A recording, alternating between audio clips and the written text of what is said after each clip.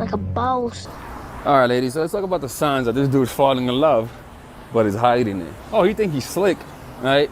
But let me tell you something, the self is always coming through. No matter how, are they open now? No. No matter how hard you try, the self is always coming through. So let me show you guys some of the signs that he's secretly falling in love with you. First signs, he gets offended. Like, honest to God, if you're able to offend a guy, he's falling for you. You can't offend somebody who doesn't have any feelings for you. So yeah, that's the first time, right? He gets offended, right? Because no dude who likes you will get offended. No, will not get offended, right? Because essentially, right, getting offended means that there's emotion, you know, like just how it is, right? So if you could offend someone in any way, do it, right? Because as a dude, when you offend me, you show me how much I feel for you. For example, I remember one time a girl did that to me, and she offended me, right? She said something mean. She didn't know she said something mean, but she saw my face that I was sort of offended by it. And she was like, "No, I'm sorry. I didn't mean to offend you. I didn't mean to offend you." And I was like, "Don't talk to me," right? But yeah, it was a sign. I was like, "Holy shit, dude! I better be careful with this, man. I'm getting offended." The next thing is he reacts to you pulling away, right? That actually happened with that girl too. That she pulled away, even as a dating coach. I remember. I was like, "Fuck." I remember I told her, I was like, "Oh wow, you don't want to be my friend no more."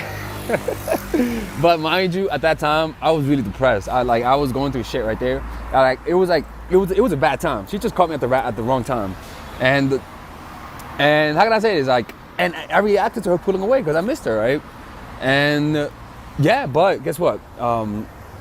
So if you guys do this, if you guys apply my tactics, they'll pull away. But the problem though is that sometimes they're reacting to you pulling away because you hurt their ego. So what's gonna happen is that if you pull away, and then they return, and then you gotta do this again to keep them coming, then it means that this is not really love. But if you pull away and then they return and they stay, and you don't have to do any pulling away, then he's falling for you, my dude. Oh, girl, or dude, you can gay.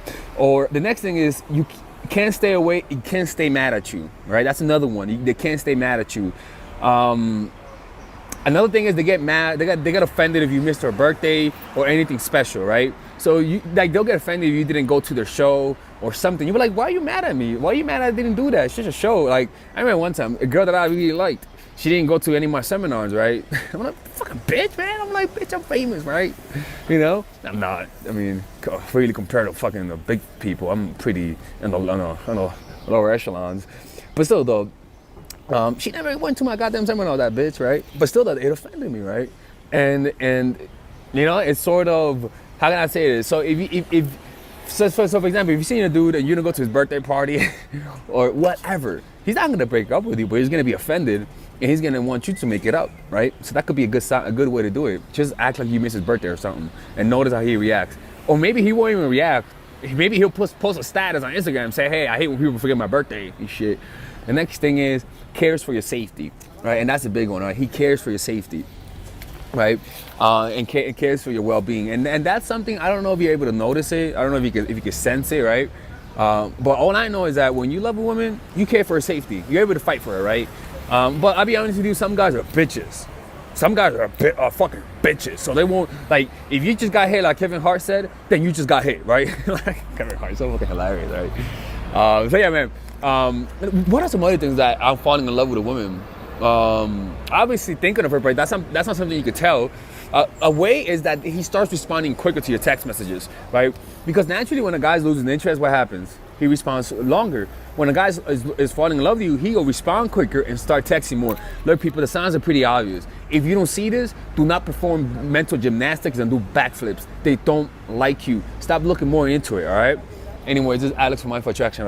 All right, ladies and gentlemen, if you guys ever want to learn how to use your feminine energy to influence people, learn how to use your masculine energy to become more assertive, and also learn how to blend both energies to improve your dating life, your spiritual life, honestly, your relationship life, your family life, your career life, this is the course for you. If I had to make a course for my nieces, I have two nieces, one is 19 and one is 15. 16. Holy shit. Oh my God, he's a bad fucking uncle. He's a bad uncle. Get him. Shut up, Melissa. You should get this course, right? And this is the course that I will make for them. So, for example, watch the curriculum, right? In the first week, we're going to be showing you how to establish a strong masculine foundation.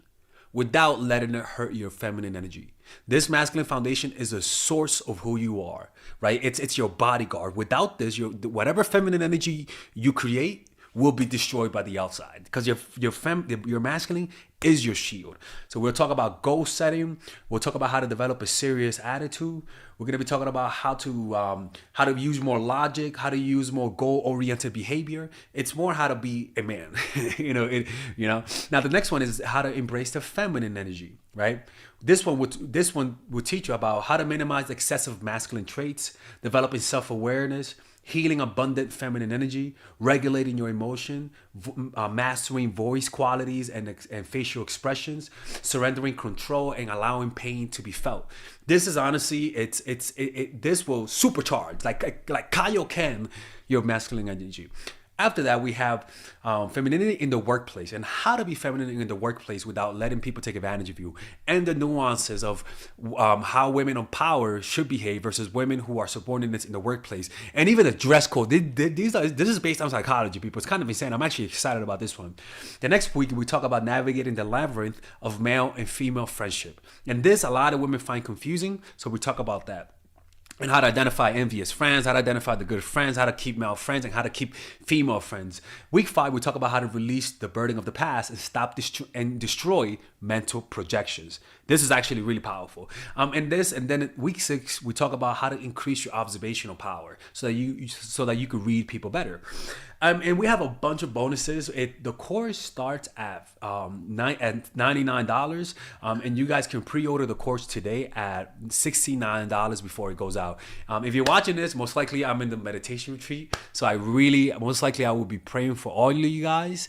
And just click on the description down below of the video. Right there, you'll see it, and you can pre-order that course. It's gonna be out by the end of next month or the beginning of February of March. One of the two, people, because I have a 10-day retreat to do, and I want to finish the course after the retreat, because I think the ideas are gonna be so much better. All right, man. I'll see you guys later. Pre-order, man. Oh, I'm closing the channel.